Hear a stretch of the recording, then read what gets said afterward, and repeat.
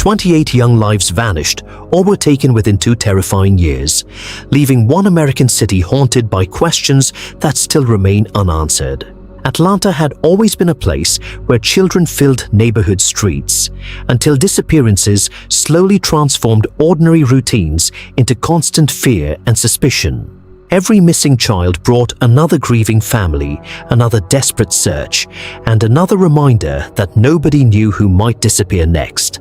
Decades later, investigators still debate whether one man committed these crimes or whether the complete truth has never been uncovered. This is the story of the Atlanta child murders, one of America's most disturbing and controversial criminal investigations. To understand how fear overwhelmed an entire city, we must return to Atlanta during the final months of 1979. Atlanta was growing quickly, attracting families seeking better opportunities and stronger communities throughout the city. Many neighborhoods were close-knit, where children regularly walked to school, visited friends, and played outdoors with little concern. That sense of safety began disappearing when children suddenly failed to return home after ordinary daily activities. Families immediately contacted police, believing their missing children would quickly be found. Instead, many early disappearances received limited urgency because investigators believed some children had simply run away. Parents strongly disagreed, insisting something far more dangerous was unfolding across Atlanta. Their fears grew stronger each passing week as another child disappeared without explanation. Soon, missing person reports were no longer isolated tragedies, but signs of a frightening pattern. In July 1979, 14-year-old Edward Hope Smith and 13-year-old Alfred Evans disappeared together after leaving home. Days later, both boys were discovered dead, shocking families across the city. Before investigators could answer those deaths, another child disappeared under similarly mysterious circumstances. Then another victim followed, and another, leaving detectives struggling to understand what connected these heartbreaking cases. Bodies were discovered in wooded areas, abandoned locations, and waterways across Atlanta. Most victims were young African Americans, causing deep concern throughout affected neighborhoods. Every discovery intensified fear that someone was deliberately targeting vulnerable children. Atlanta realized it was facing something far more terrifying than isolated crimes. Police created a large task force involving local detectives, state investigators, and federal agents working together. Thousands of interviews were conducted as investigators searched neighborhoods, schools, churches, and community gathering places. Volunteers organized neighborhood patrols while parents refused to let children travel anywhere alone. Schools repeatedly warned families to remain alert until the killer was found. Telephone hotlines received countless tips, but most failed to identify a reliable suspect. Detectives worked around the clock, yet the murders continued without clear answers. Pressure mounted as national media focused attention on Atlanta's growing crisis. Every unsolved case increased demands for investigators to stop whoever was responsible. As months passed, forensic specialists carefully compared evidence recovered from different victims.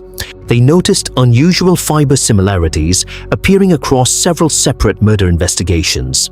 Investigators also observed that multiple victims had been recovered near rivers and waterways. One river attracted particular attention because several bodies had been discovered nearby. Detectives quietly increased surveillance around bridges crossing the Chattahoochee River.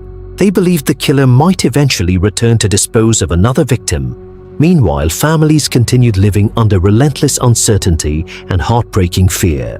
Nobody knew whether investigators were getting closer or falling further behind. During the early hours of May 22, 1981, officers heard a loud splash beneath a bridge. Moments later, they stopped a car crossing the bridge to identify its driver. The driver introduced himself as 23-year-old Wayne Williams, a freelance photographer and music promoter. Officers released him after questioning because they lacked enough evidence for an arrest. Days later, another victim's body was discovered downstream from the same bridge. That timing immediately drew investigators back toward Wayne Williams. Detectives quietly examined his movements, background, and possible connections to several victims. For the first time, investigators believed they might finally have a promising suspect.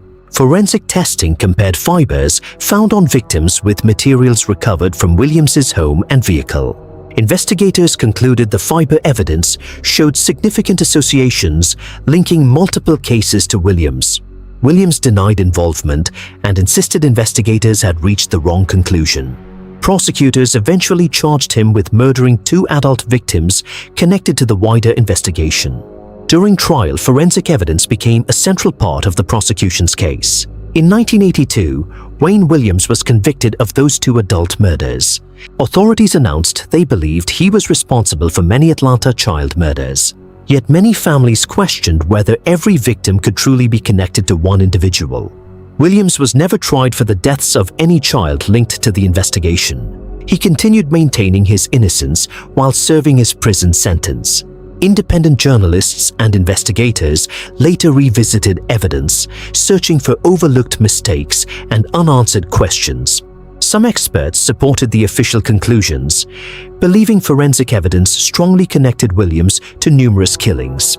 Others argued differences between victims suggested multiple offenders may have been operating simultaneously. Decades later, Atlanta authorities reopened reviews using modern forensic technology to re-examine surviving evidence. Officially, investigators continue attributing many of the murders to Wayne Williams. Legally, however, his convictions remain limited to the murders of 2 adult men. For numerous victims' families, unanswered questions continue overshadowing any sense of complete justice. The investigation achieved convictions, but certainty has remained far more difficult to establish. The Atlanta child murders permanently changed how missing child investigations are approached throughout the United States. They exposed investigative shortcomings while demonstrating the growing importance of forensic science in solving complex criminal investigations. Above all, the victims remain remembered as children whose lives ended far too soon. Their stories continue reminding future generations why every missing child deserves immediate attention and determined investigation. After hearing this evidence, do you believe one person committed these crimes, or does the mystery remain unresolved today? Share your thoughts respectfully below and subscribe for more carefully researched true crime documentaries exploring history's most unsettling unanswered questions.